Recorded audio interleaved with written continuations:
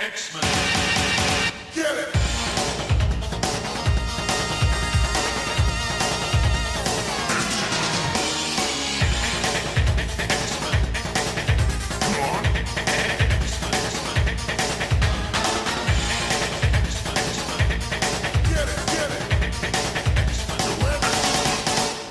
Hey everyone, and welcome to another exciting episode of Battle of the Atom.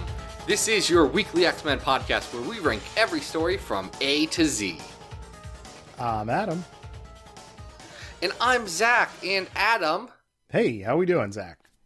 I'm doing okay. I'm going to talk about some X-Men stuff. Didn't leave any of your children in a locked closet somewhere, in a locker, perhaps, to forget about them forever? Okay, forever. That's the important part right there. Yes. Because as any good parent, sometimes children do need solitary confinement. Normally in larger spaces than Moira McTaggart would put her children in. But am I going to say I've never put my son in his room and, closed the doors? Oh, well, that's called grounding your child. I was thinking more of, labeling them Mutant X and quarantining them from all of society for the length of their life. No, I haven't done that yet. It's kind of interesting that major protagonists in the X universe seem to have a problem with this particular issue. Yeah, let's talk about something here. Let's talk about it. Yesterday, I saw a film. Ah, okay. I saw the film Dark Phoenix. Which, look, guys, spoilers if you haven't seen Dark Phoenix. Though, oddly, not much to spoil. No, I'll give you that. Not really. Skip ahead if you don't want to hear anything. The whole movie is just saying, Charles Xavier, you're bad at being a dad and a father figure, right? You kind of suck? I think that's a huge part of why, and I know you did not like it, but I liked it a lot, which I do seem to be in the minority here. But that may be one of the biggest reasons why I did like it so much, is that they spent a lot of time talking about Professor Xavier as a jerk. Look, and Charles Xavier is a jerk. We know this. I would not disagree. I just do not think that needed to be the focus of this particular story. While I appreciate the movies after 20 years saying, hey, this guy does suck a lot, right? And to be fair, I think most of Days of Future Past was about Charles Xavier, you kind of suck, right? And actually a lot of First Class was Charles Xavier, you kind of suck, right? Yeah, but they were more in First Class, it's more that he is sort of this wheedling, manipulative guy. He's a little trash boy. Right. But here we really get to see him in ego mode. I don't know. I like the way they portrayed him in this, and it pulls on a lot of stuff. We even get a "You're Not My Dad" AVX style from Gene at one point. I was like, "Oh, we're gonna go there." Oh, can we talk about what might be the most bizarre and also probably my favorite part? Would it be Cyclops dropping the F-bomb? Yeah, it's Cyclops, who is legally not allowed to cuss, saying a big cuss and threatening to murder someone. And it's out of nowhere, and I started cracking up in the theaters, and my wife had to hit me.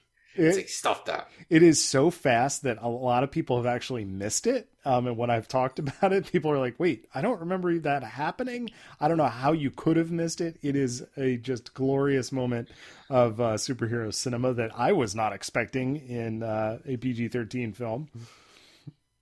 Well, look, the X films since 2001 have been guys, we can just swear cusses.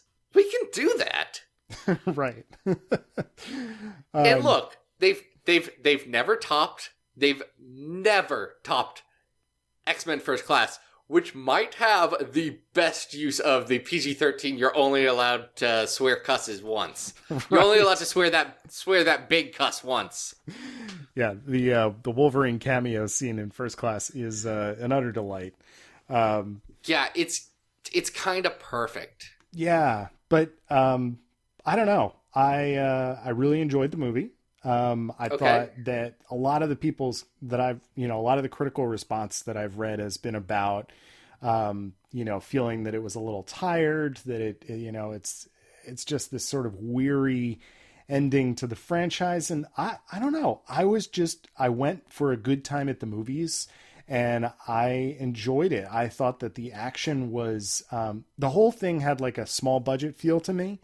And I liked that they went with this sort of invasion of the body snatchers thing with the broccoli people. And it was succinct. I wasn't there to watch a 3 and some change Avengers Endgame. I was there to watch 2 hours of the X-Men fighting things. And I was happy to see that, and I understand what people's complaints are, but that said, this is a odd film where, I don't know if Storm had more than 10 lines. Nightcrawler did one thing, and it was go on a weird murder spree. Oh no, never bought that either.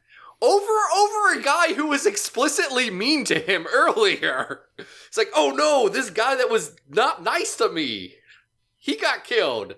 Guess I gotta murder some aliens.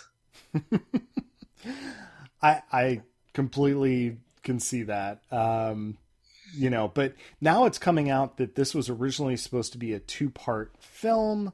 They're talking a lot more coming out about the reshoots of the end. Okay. Can I say one thing about the reshoots at the end? Look, the fact that was the most compelling part of the movie means that their whole meta joke about the MCU coming and capturing the X-Men was less effective than they think it was, because it just was the best part. Anyway, I don't think we're here to talk about that. No. I think the film's going to be divisive. Clearly it's gotten a critical drubbing, but it definitely has its admirers out there. And wherever you fell on the spectrum, I don't know. I hope you either enjoyed it or that you enjoy tearing it apart, whichever it goes. But no, we're not talking about Dark Phoenix. We did that 2 weeks ago. So which child locked inside of a room are we talking about this week? Oh yeah, this week we got Proteus. Yes. You know about Proteus, right? He's Moira McTaggart's boy? Yes, not to be confused with David Haller, who I think, he's not Legion. No, but look, he's also very much Legion, which one of the stories we're going to talk about does deeply address. Yeah, it kind of combines the two, and we'll get to that. But we're going to start with original flavor Proteus here, which kind of is a really good precursor to the Dark Phoenix saga. So where this ends is basically where Dark Phoenix saga begins. And we have Jean kind of getting studied by Moira. What's wrong with me? I'm saying words wrong again. It turns out that Proteus has escaped and is beginning to invade and zombify other bodies in the neighborhood. Oh yeah, here's what Proteus does, guys. He's a very powerful reality warping mutant, because anyone's kid is a reality warping mutant.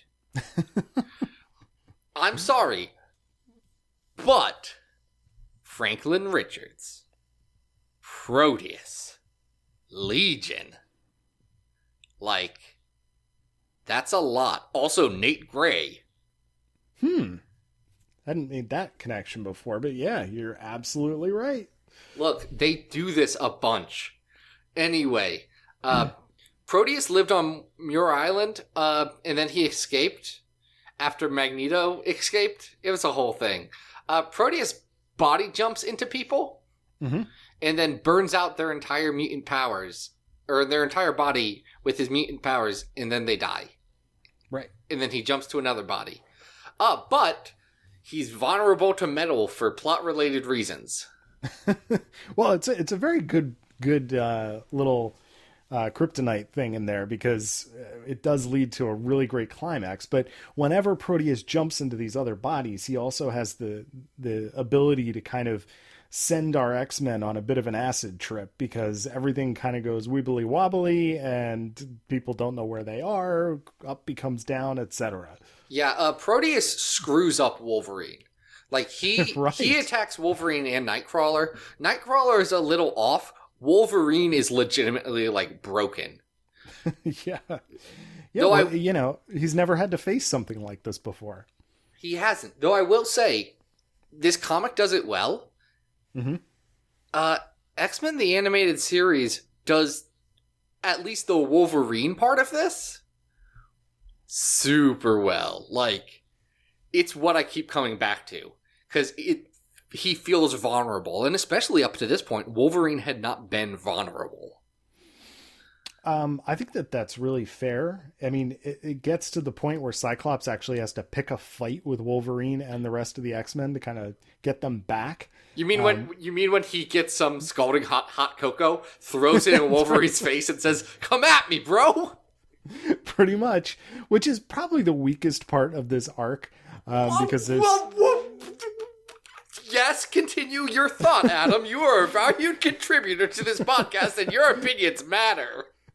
No, I mean, it's a hilarious scene, but they take half the issue to have like this mock outdoor fight because Scott's, we don't have access to the danger room, so I'm going to pick a fight with all 5 of you. And it's like, okay, shouldn't we go find Proteus, who's, zombifying small children and walking around the countryside? From a pacing standpoint, you're probably right.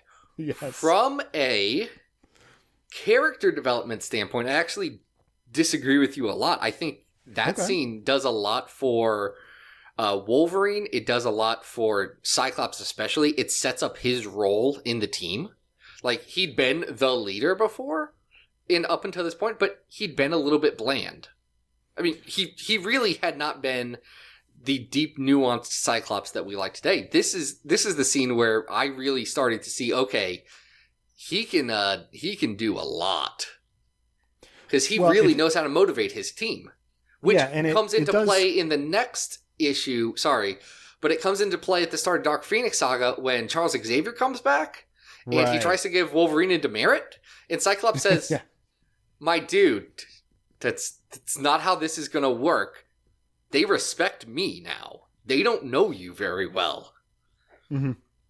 Well, and it does tie into what happens at the beginning of this arc when they're in the danger room, and Scott is basically saying, like, I don't know if we'll ever become this, like, perfectly cohesive unit, but we have to figure out how to work together. So I think I'm probably looking at this from, 2019 and going, why does Scott need to pick a fight? But if you go back to this era, nothing like that had happened before. So it is, I understand what you're saying. Back to your point about John Byrne and his artwork here, we've seen different incarnations of Proteus over the years, and his, as the initial incarnation, is much more about the zombies of these people that he's inhabiting. It's much less about the reality warping.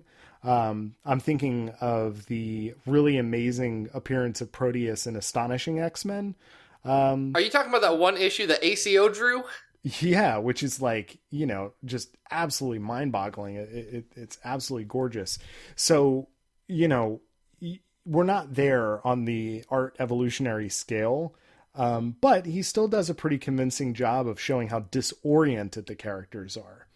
Yeah, I think that works well. I think a lot of the action is drawn well, especially in the last issue, the action of the tiger. Or the day reality went wild.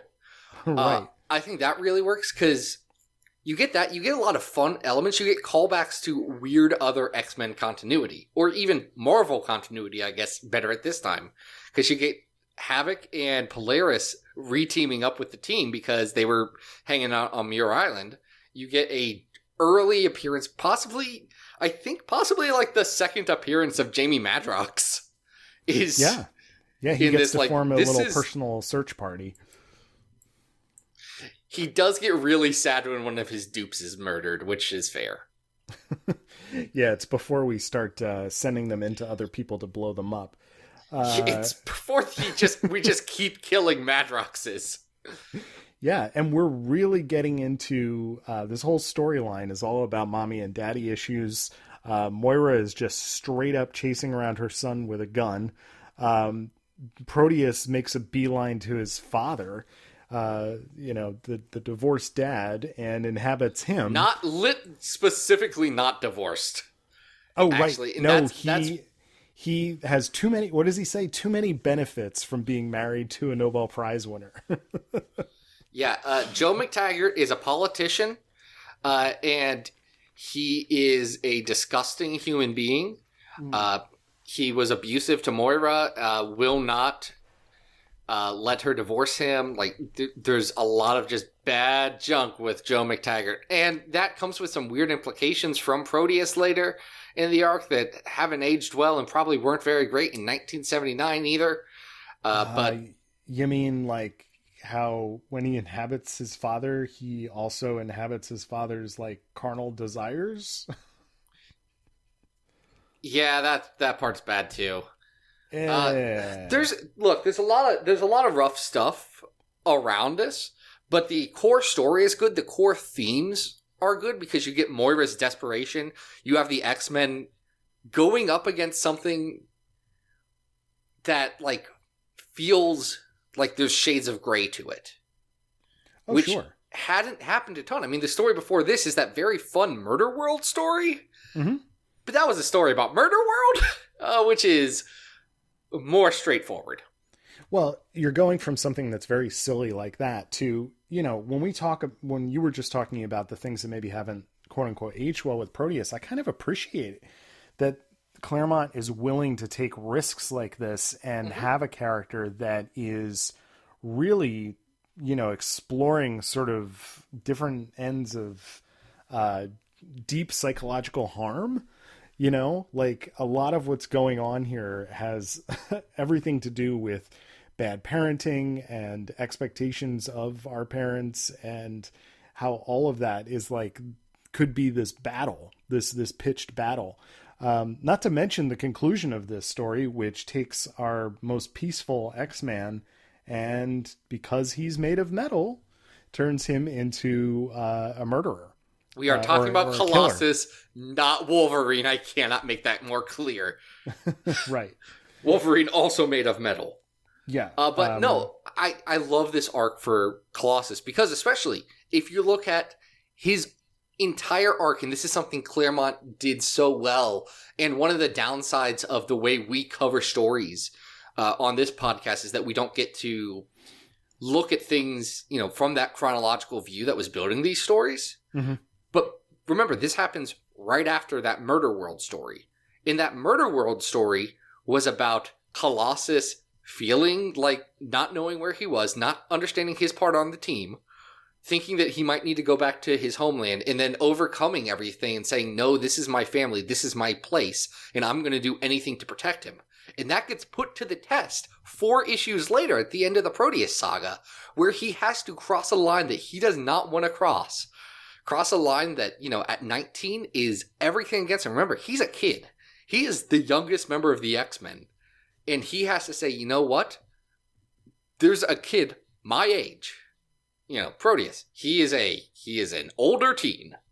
And I'm going to have to kill him to save the world and save everything. And maybe there would be a better solution, but we don't have time for it. And that conflict is so good for Pietro Rasputin.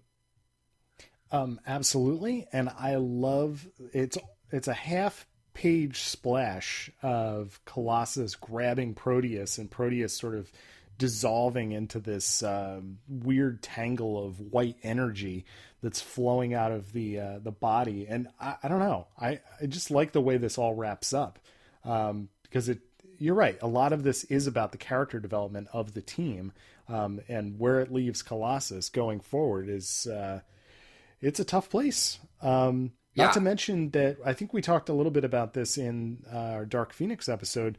Lot of, Mastermind, Jean Grey, Phoenix stuff happening in this arc as well. Bunch of setup for that here. This is actually, we actually get the first time that Scott and Jean get to see each other since Scott thought Jean was dead back in Uncanny 112 or 114 or whatever it was. I like that they leave Hank in New York because they're in such a hurry. Why did they even have Hank in Hank wasn't even in the Murder World story.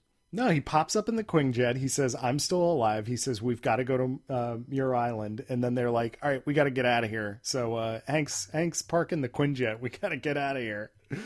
They just abandon him. Man. I like this. I think this is like really classic X-Men.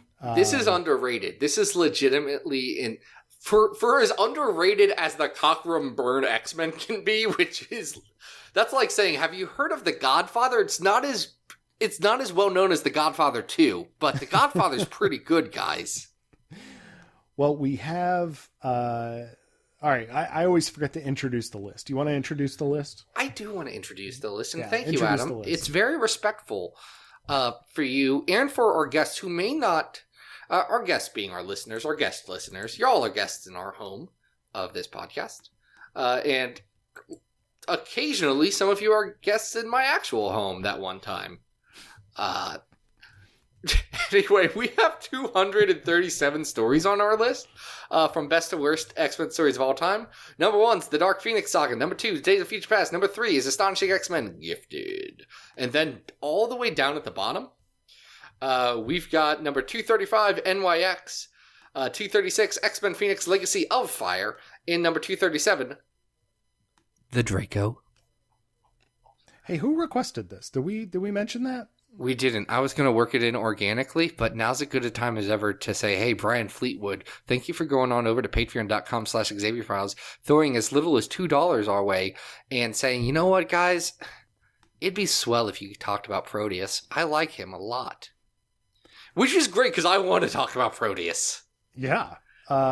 So we currently have the arc before this at number 17, Uncanny X-Men 123 to 124, Murder World.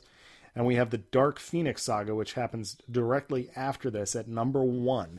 Is the Proteus arc somewhere in between those two? I would say yes. All right. So we got a top 20 story here, folks. Where we really do go? Do you think this is better than the Mutant Massacre at number 15? Yes. Then I think it goes right above it because I love this story a lot. I don't think it's better than Uncanny X-Men Volume 2, number 19, The Passion of Scott Summers. I think that's a good place to put it. And I wouldn't put it above what's 13, which is Mike Carey's and Bachalo's X-Men Supernovas. Yeah, so that's the thing. It's either going right above and right below it, and I really like that story. So we're going to go right below it. Uncanny X-Men 125 to 128, The Proteus Saga. Nice. Good showing, Proteus. Yeah. Now, this is not... We have talked about Proteus on this show before with our Star Trek crossover. Oh, dag! Dag! Yeah, that happened. I forgot. Man, guys, that Star Trek crossover is buck wild. It is bonkers. But this is not the only Proteus appearance. So despite the fact that at the end it looks like Proteus is dissolved into whatever, light, he doesn't just go away. No, he comes back in the story that we're not going to talk about because I didn't want to dig up those annuals.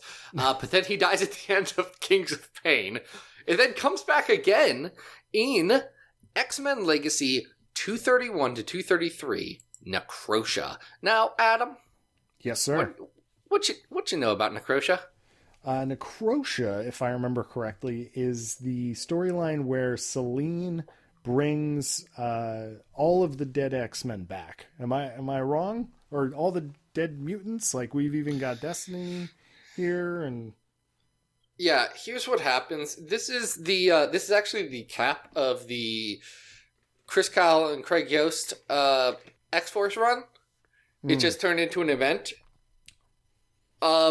Selene wants all the dead mutants in the world to eat their souls, and so she can become a god. So there's a bunch of zombies. Like, Zombie Maggot shows up for a little bit. Yup, he gets blasted by Cyclops. And Because then Utopia is under attack.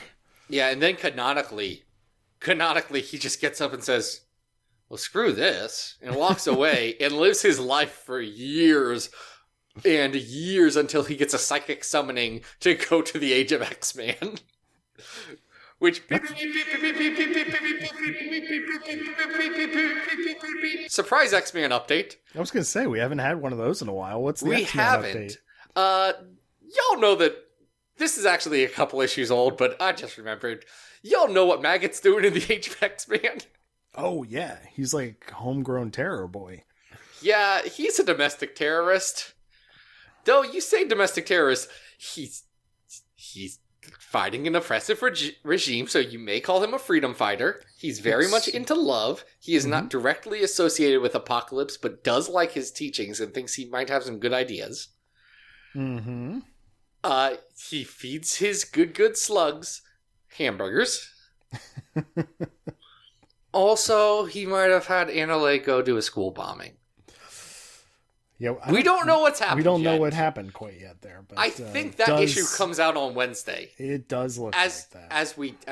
You guys have not heard this, and we've not read it because it comes out the Wednesday that is now. If you're listening to this the day it comes out. Right, we're time traveling here. Anyway, that's your X-Man update. Age of X-Man has now kicked it into full gear. Jubilee's starting a riot. And Richter's starting a riot. Loving it. Loving that. There's a riot. There's a prison riot in Prisoner X. There's lots of riots. There's riots for days. Yeah, things are exploding and there are riots.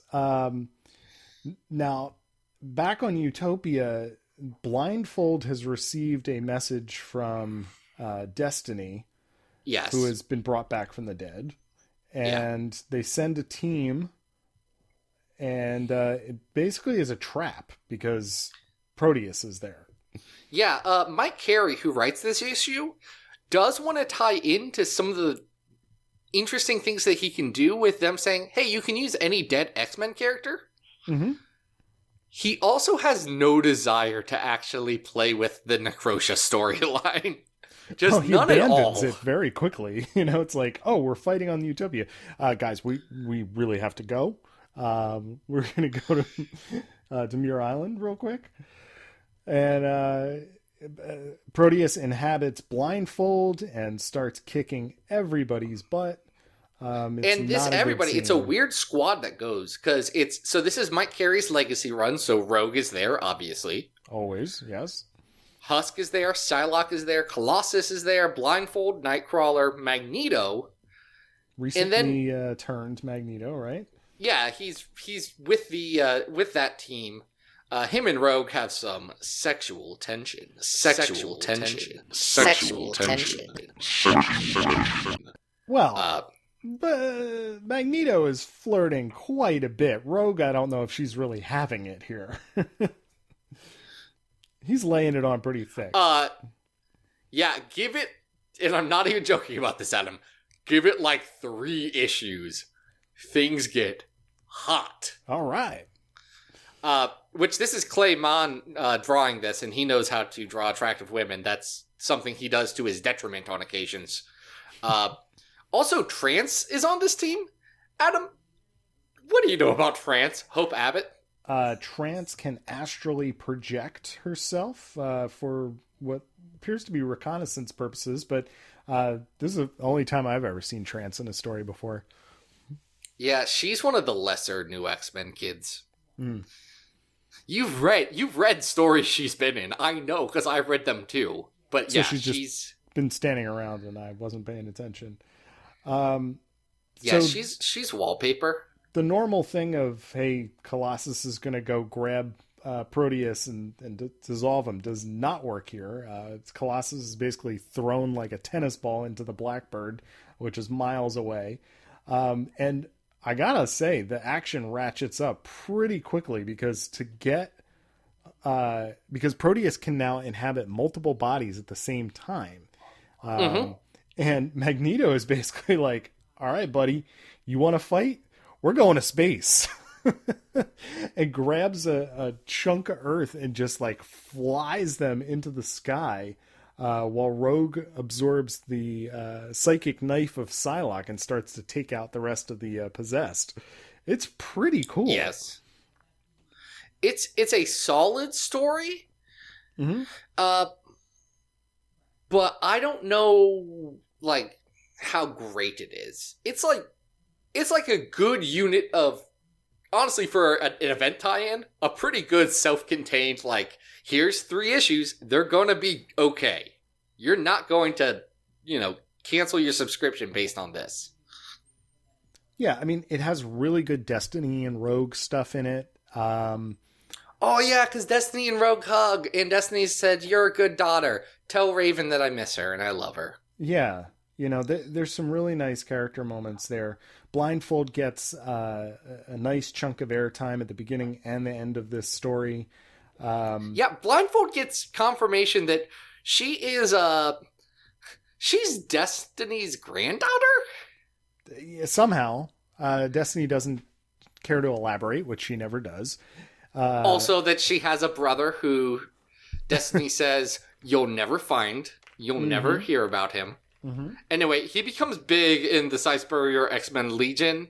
I guess X-Men Legacy, but the Legion story that's very good. Right. So that's it's weird that they dropped that thread for like 5 years before picking it back up again. That's the kind of thing I could see Cy Spurrier doing. I don't know. I like this. I think Clayman's art here is fantastic. I really like the pacing and the action of this.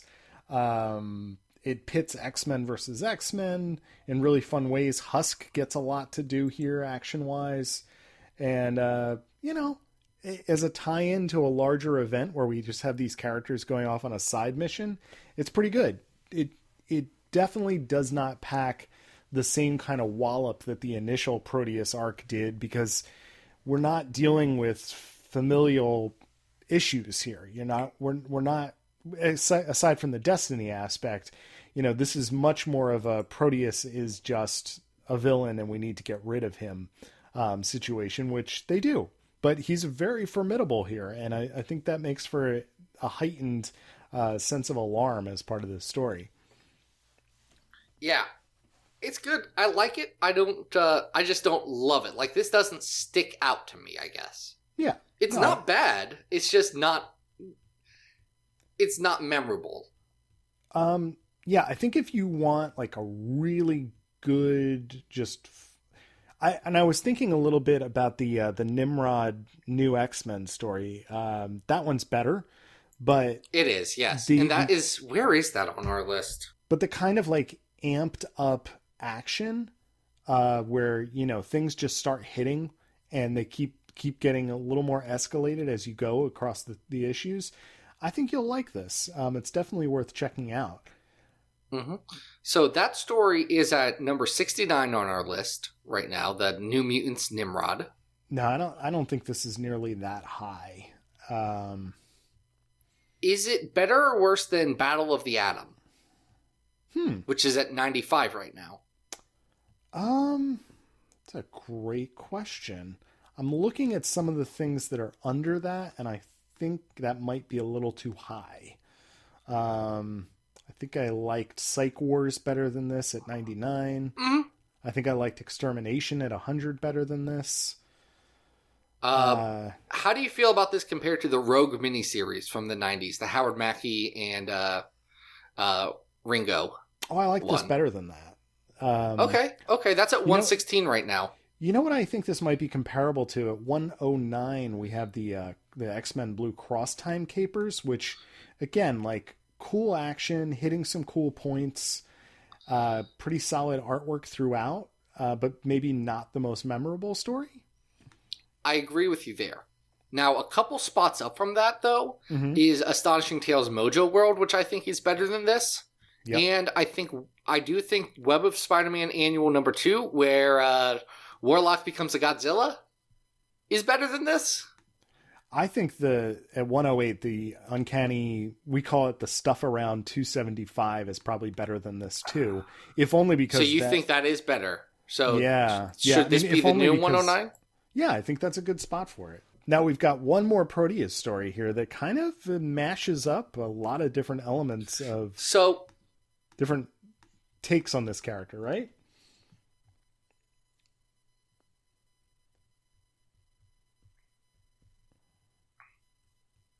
It is. So this is Ultimate X-Men World Tour. This is 16 through 19 of Ultimate X-Men by Mark Millar.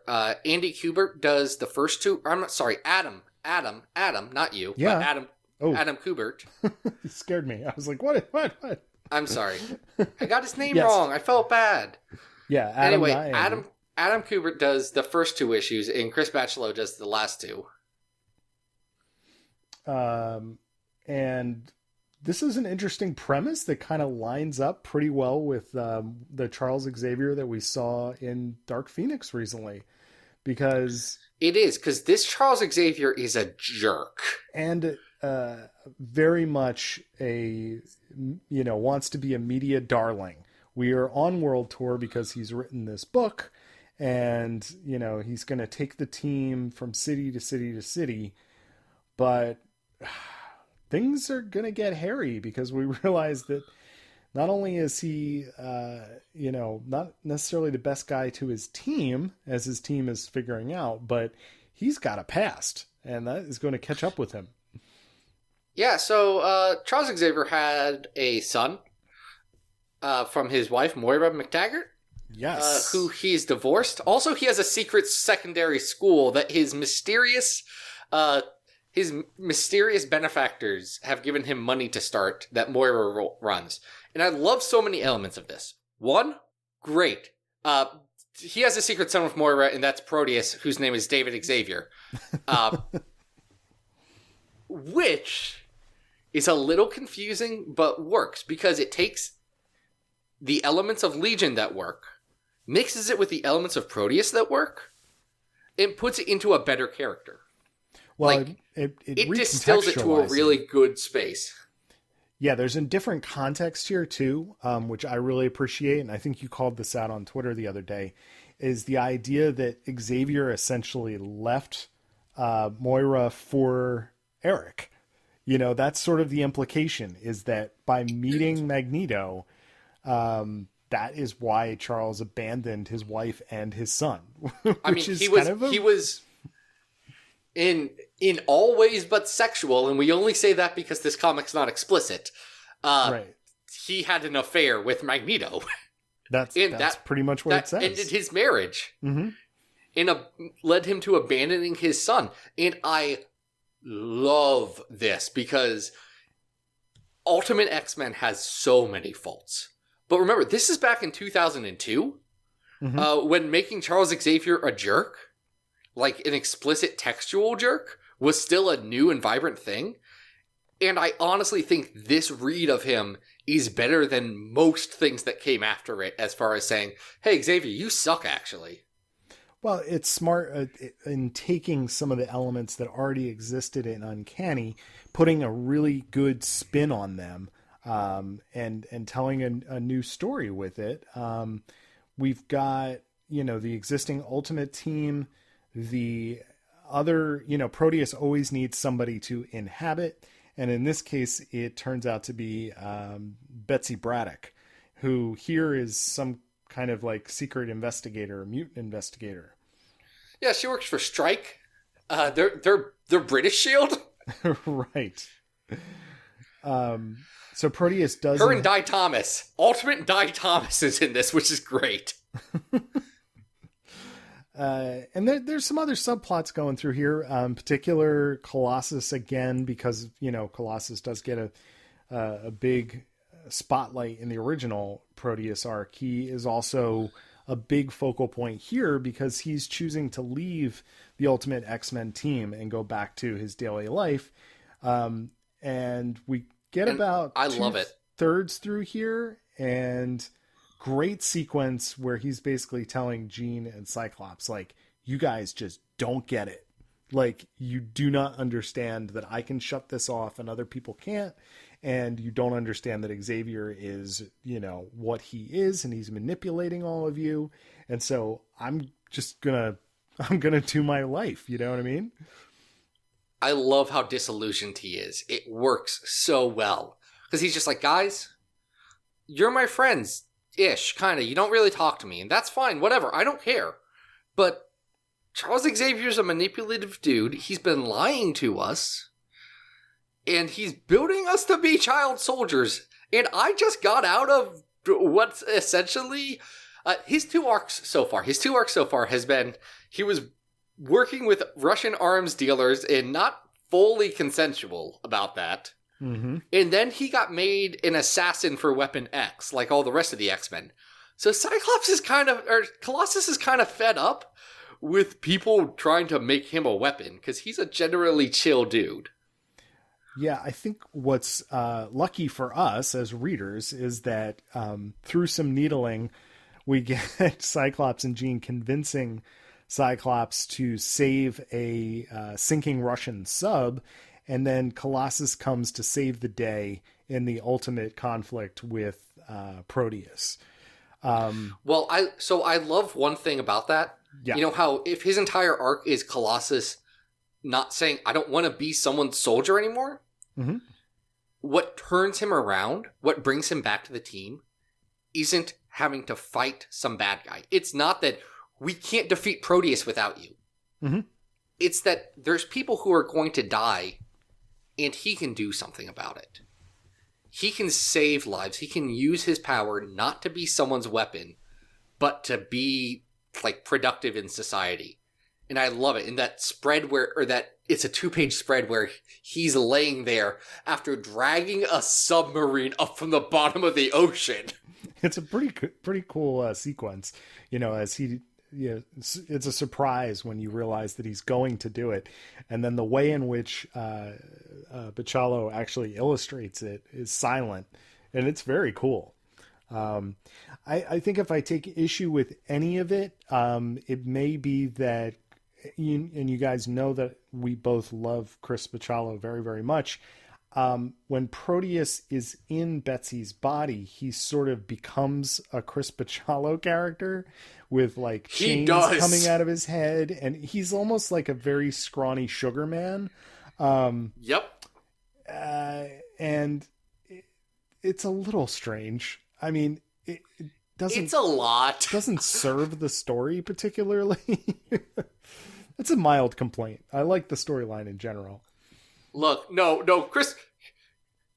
Favorite writer, or excuse me, favorite draw boy in all of X-Men.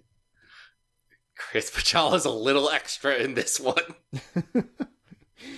He's got like nails coming out of his head and piercings, and it's a little much. He's got big old Chris Bachalo sunglasses.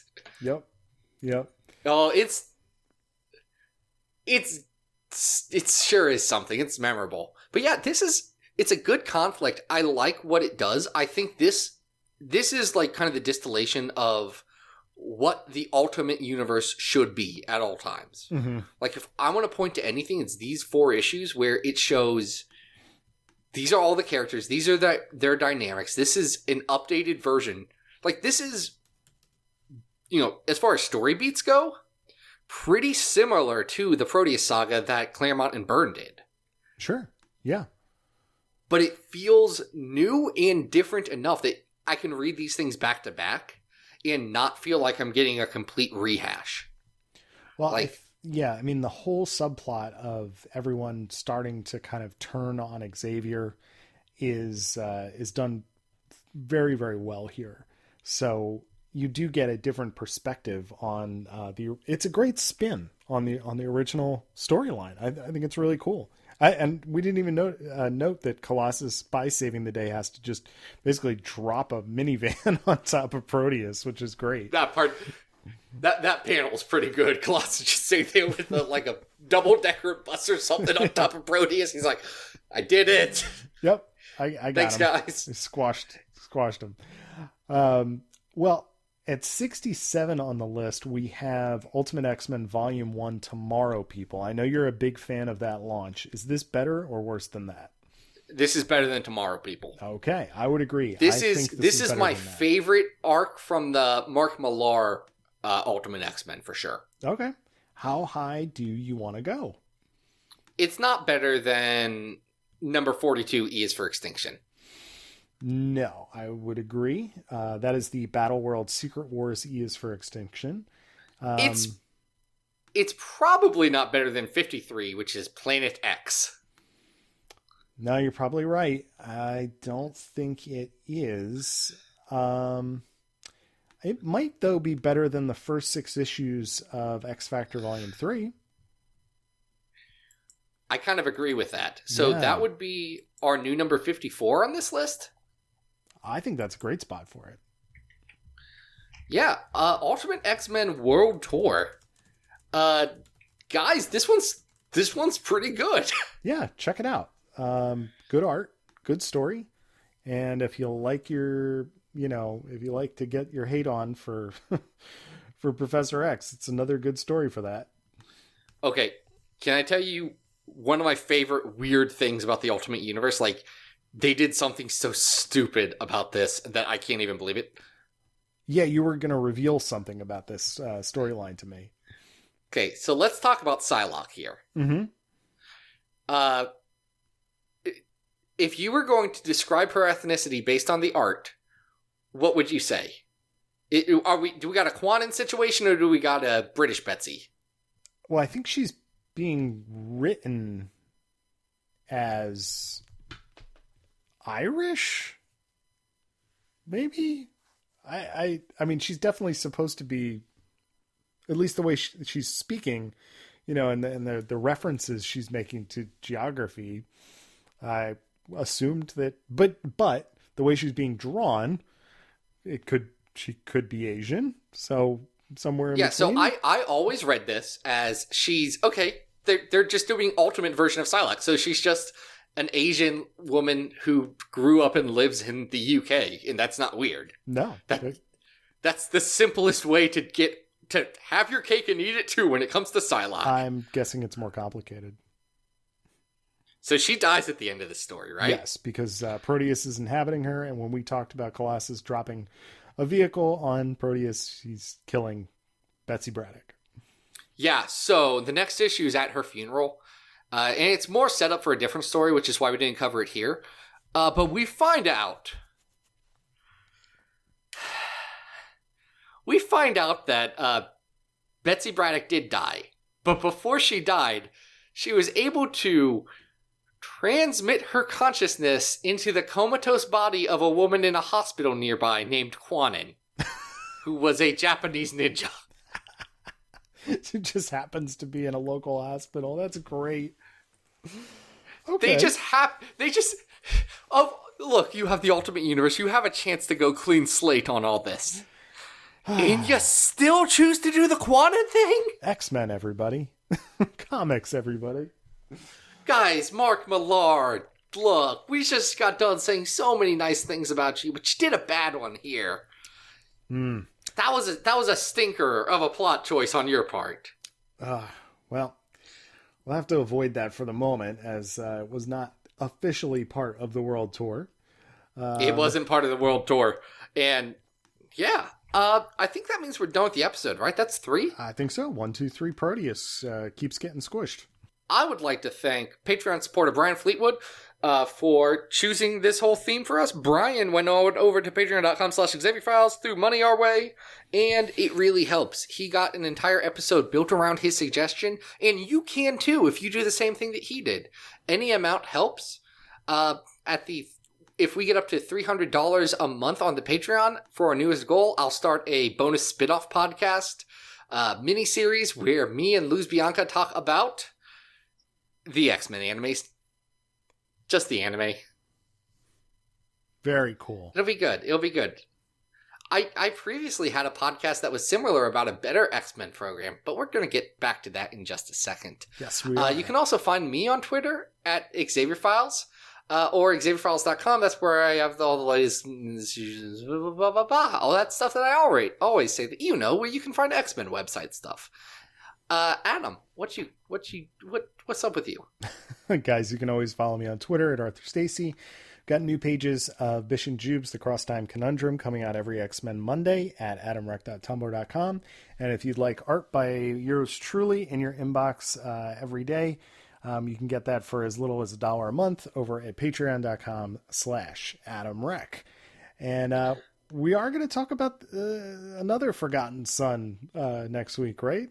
Oh, sorry. Also, if you want some interesting content from Adam and I, last week on sketched.com, there is a very exciting draft that we did with David Harper and Brandon Burpee from over there, where we draft X-Men teams for the upcoming Hickman relaunch books. It was so much fun.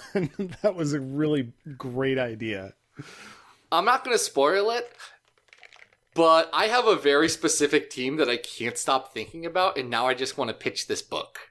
But I'm not a comic book writer, and I'd be very bad at it. I think the pitches, which is why it's not happening. The pitches are pretty solid. I thought they turned out pretty great. Adam, that's the thing though. I can pitch anything, but then you sit down and say, okay, I need 20 pages written of this, and then I need a 12-issue outline, and then a detailed outline for the first arc. Yeah, it's gonna fall apart. That's where you get stumped. All right. Yeah, it's like the kid who always had the idea. He didn't want to do all the hard work to make video games. He wanted to be the ideas guy. But yeah, guys, definitely check that out. It was a lot of fun to participate in that. And I think you'll like what we came up with. They're pretty cool. Yeah, if you're a Sketch subscriber, we'll put a link to it below, and then you can get it. Anyway, we talked about Proteus this week. Next week, we're talking about the other Forgotten Son, right? Yeah, next week, guys. Next week, we're going to talk about Legion, because there's a Legion TV show coming soon. Season 3. And at one point in my life, some would call it 2 years ago, I put a lot of effort into thinking about Legion with my friend from across the pond, Matt Sibley. And guys, next week, Legion Quest is back. Oh, but until then, this has been Battle of the Atom, and we hope you survived the experience. Get it!